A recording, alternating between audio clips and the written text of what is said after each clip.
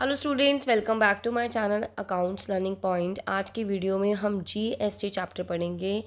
GST यानी कि goods and service tax सुना सभी ने है, तो चलो इसको डिटेल में देखते हैं। एज ए कॉमर्स स्टूडेंट आपको इसका अकाउंटिंग भी पता होना बहुत ज़रूरी है।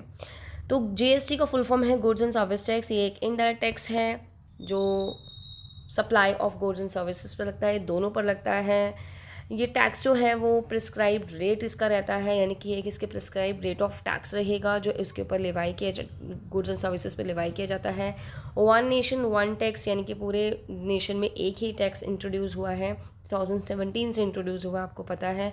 ये सभी स्टेजेस पर लगता है, मैन्युफैक्चरर से लेकर फाइनल कंजप्शन तक। एवरी पर्सन लायबल टू पे जीएसटी ऑन इज आउटपुट, और ये जो इसको पे करता है उसका जो इनपुट टैक्स क्रेडिट उनको मिलता है।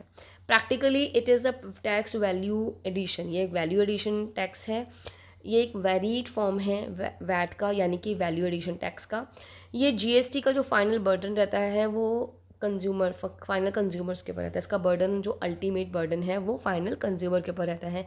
ये एक कॉम्प्रिहेंसिव मल्टी स्टेज और डेस्टिनेशन बेस्ड टैक्स है। चलो इसके फीचर्स, इसके कैरेक्टरिस्टिक्स देख लेते हैं। सबसे पहले है हमारे पास इनडायरेक्ट टैक्स। इनडायरेक्ट टैक्स का क्या मतलब है? ऐसा टैक्स जिसका बर्डन हम दूसरों पर ट्रांसफ़र कर सकते हैं, वो इनडायरेक्ट टैक्स होते हैं। यानी कि जो ट्रेडर होता है इसका बर्डन उसके ऊपर नहीं रहता। ठीक है, इसको हम कस्टमर से कलेक्ट कर लेते हैं और फिर उसके बाद गवर्नमेंट को डिपॉजिट करा देते हैं। ठीक है।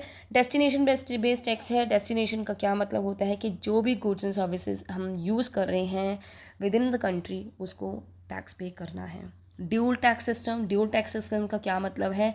जैसे हमारा जो इंडिया है वो एक फेडरल सिस्टम पर है। इसमें गवर्नमेंट, सेंट्रल गवर्नमेंट है, स्टेट गवर्नमेंट है। ठीक है ना, स्टेट और जो यूनिट टेरिटरीज रहती हैं। तो इसका जो भी टैक्स है, जैसे कि अगर 10% है तो 5% विल गो टू CGST, यानी कि सेंट्रल गवर्नमेंट को जाएगा, और 5% स्टेट गवर्नमेंट को जाएगा। ठीक है। और ये जो एक ड्यूल सिस्टम होने की वजह से इसका हम जो कैलकुलेशन करते हैं फिर हम उसको दो में कैटेगराइज करते हैं। सेंट्रल गवर्नमेंट वाला CGST बोलते हैं, यानी कि सेंट्रल वाला, और SGST यानी कि स्टेट वाला। ठीक है। GST paid is not cost. अगर GST पे किया जा रहा है तो ये कॉस्ट नहीं है। मतलब ये ऐसा नहीं है कि मैंने अगर 50,000 रुपये की गुड्स खरीदी है उसके ऊपर GST लगाया गया है, तो जब मैं पेमेंट करूँगी तो GST के साथ करूँगी, लेकिन मेरी गुड्स की जो कॉस्ट रहेगी वो 50,000 ही रहेगी। ठीक है। और GST अगर कलेक्ट भी किया जा रहा है तो वो इनकम नहीं है। GST collected is not income. अगर मैंने गुड्स बेची हैं और उसको मैंने टैक्स के साथ बेची हैं तो वो टैक्स का जो कलेक्शन मैंने किया है वो मेरी इनकम नहीं है, वो इवन मेरी लायबिलिटी है जो हमने गवर्नमेंट को पे करना है। ठीक है। ऐसे ही जो GST अगर हमने पे किया होता है तो वो हमारे लिए असेट होता है, और GST अगर हमने कलेक्ट किया होता है तो वो हमारे लिए लायबिलिटी होता है, क्योंकि वो हमें गवर्नमेंट को पे करना होता है। ये इसका कंपलसरी रजिस्ट्रेशन। अगर हमारे बिज़नेस की सेल्स 20 लाख से ज़्यादा है, नॉर्थ ईस्टर्न स्टेट्स में 10 लाख से ज़्यादा है, तो हमें GST नंबर लेना पड़ता है। GST नंबर लेने का क्या मतलब है? हम अपनी फॉर्म को GST एक्ट 2017 के अंडर में रजिस्टर करवाना ज़रूरी है। ये कंपलसरी है और ये वॉलेंट्री रजिस्ट्रेशन भी है। ठीक है।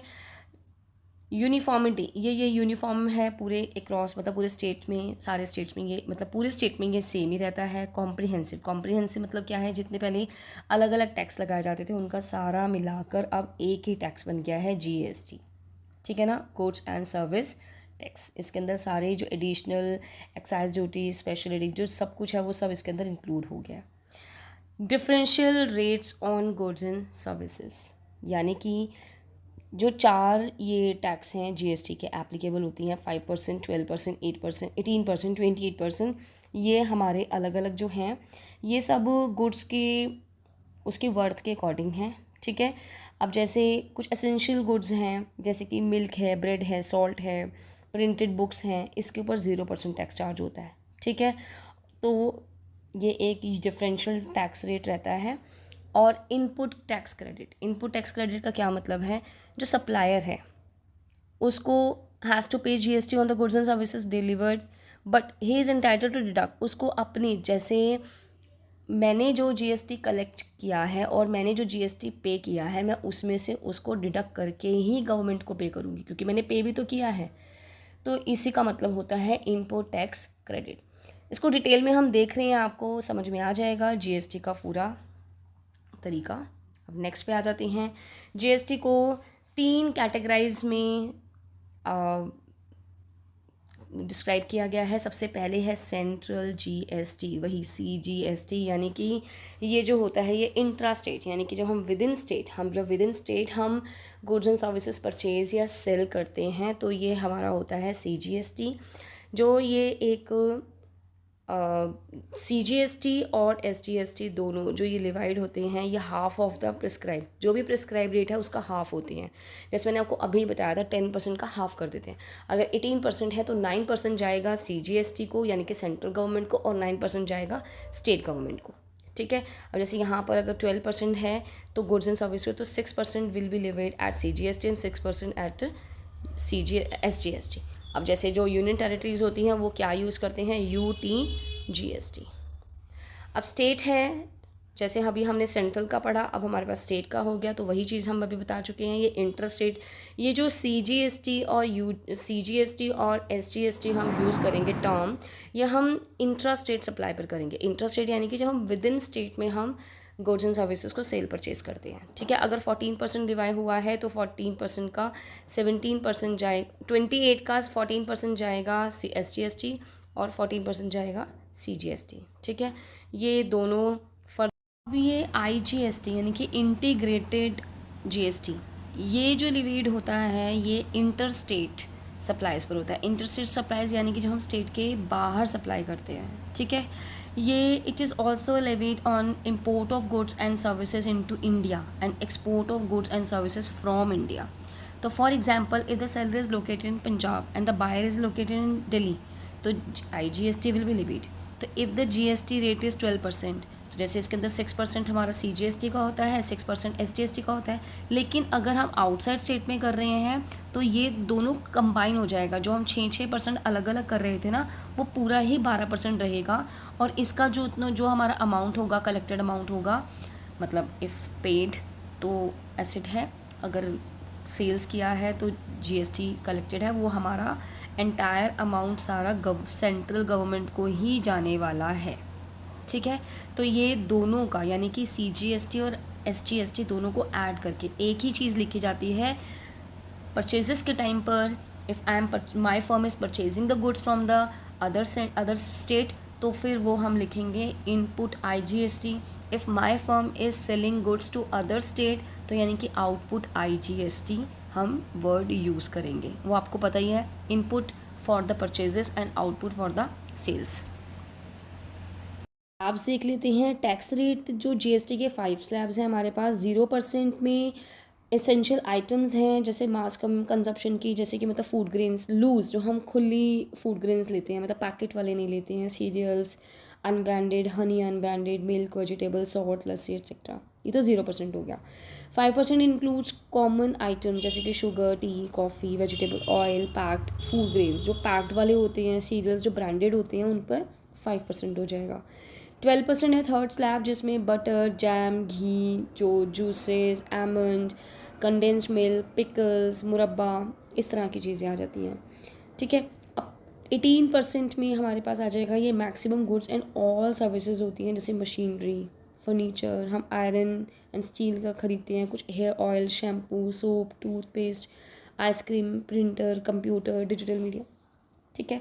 28% जो रहता है वो लग्जरी आइटम्स के लिए रहता है, जैसे कि TV, AC, मोटर कार, ठीक है, फ्रिज, इलेक्ट्रिकल गुड्स, पॉलिश, इस तरह की चीज़ों में रहता है। तो जैसे अभी हमने डिस्कस किया कि जो 5 स्लैब्स हैं, जैसे 0% है, 5%, 12%, 18% एंड 28%, तो इन स्लैब्स में कौन कौन से गुड्स एंड सर्विसेज हम इंक्लूड करेंगे।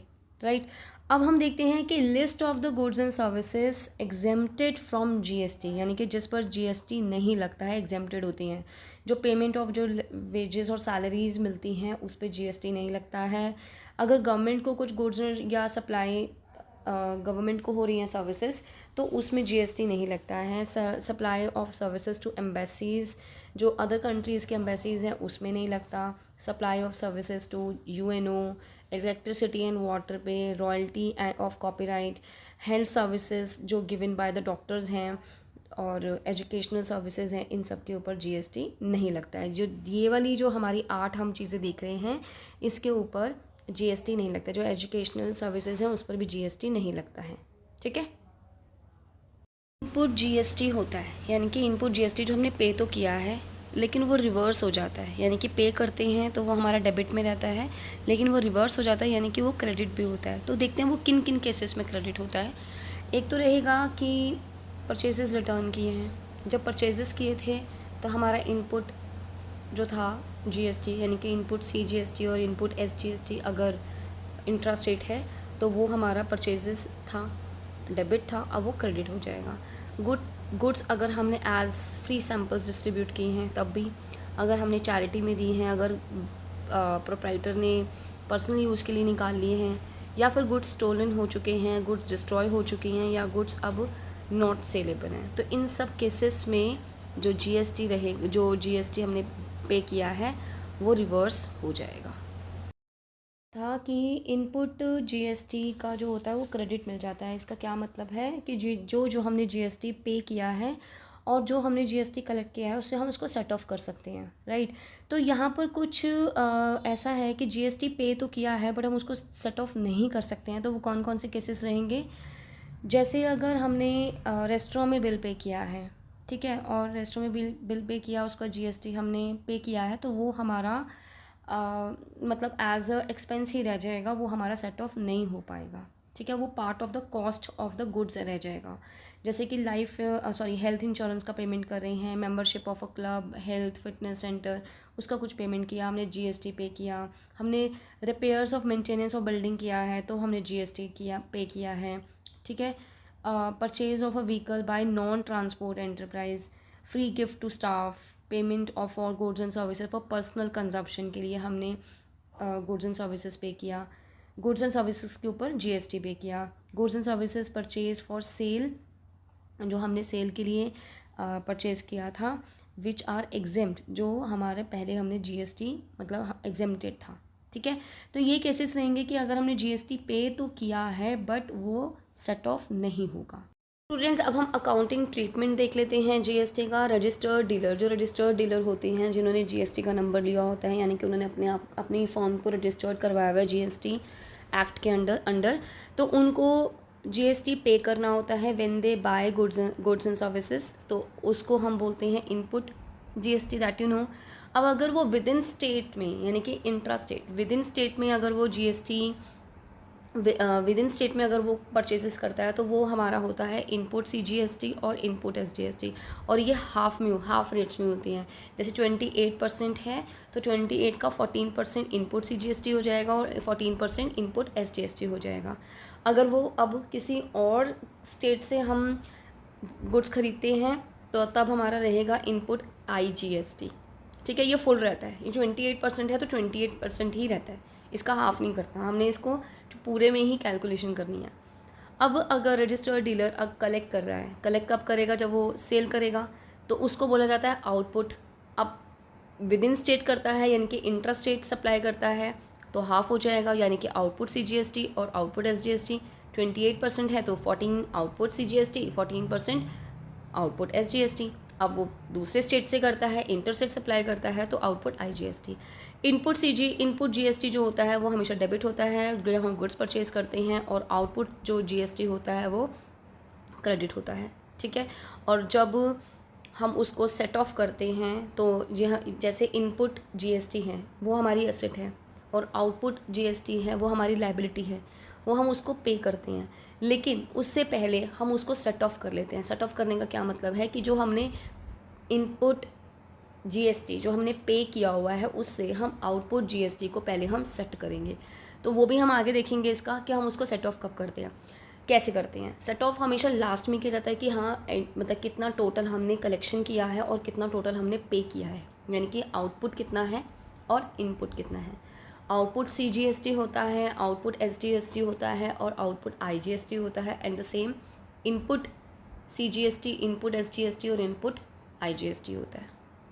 तो नाउ तो स्टूडेंट्स हमने देखा कि इनपुट जीएसटी यानी कि जो हमने पेमेंट किया है और आउटपुट जीएसटी यानी कि जो हमने कलेक्शन किया है फ्रॉम द कस्टमर्स। ठीक है, हम जब कोई एक्सपेंस करते हैं, खर्चा करते हैं, तो हम इनपुट जीएसटी पे करते हैं। इनपुट जीएसटी में हमने 3 देखा था। इनपुट आईजीएसटी यानी कि जब हम इंटर स्टेट परचेज़ करते हैं, इंटर स्टेट यानी कि दूसरे स्टेट्स के साथ हम परचेजिंग करते हैं, तब हम इनपुट आईजीएसटी पे करते हैं। इनपुट आईजीएसटी मतलब जो पूरा अमाउंट सारा जो उसका रेट है, रेट ऑफ टैक्स होता है, जैसे 28% पूरा अमाउंट जो होता है वो सेंट्रल गवर्नमेंट को जाता है। ठीक है, और ऐसे ही हमने देखा था कि इनपुट सीजीएसटी हमने देखा वो 28% का हाफ करते हैं। जैसे 14% जाता है सीजीएसटी, 14% जाता है एसजीएसटी, यानी कि 14% टू द सेंट्रल गवर्नमेंट एंड 14% टू द स्टेट गवर्नमेंट।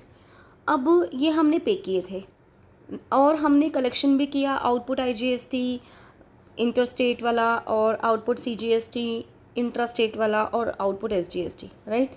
तो अब हमें अल्टीमेटली जैसे हमने देखा था कि आउटपुट जो हमारे पास कलेक्शन हुआ है जीएसटी का, वो हमने गवर्नमेंट को पे करना है।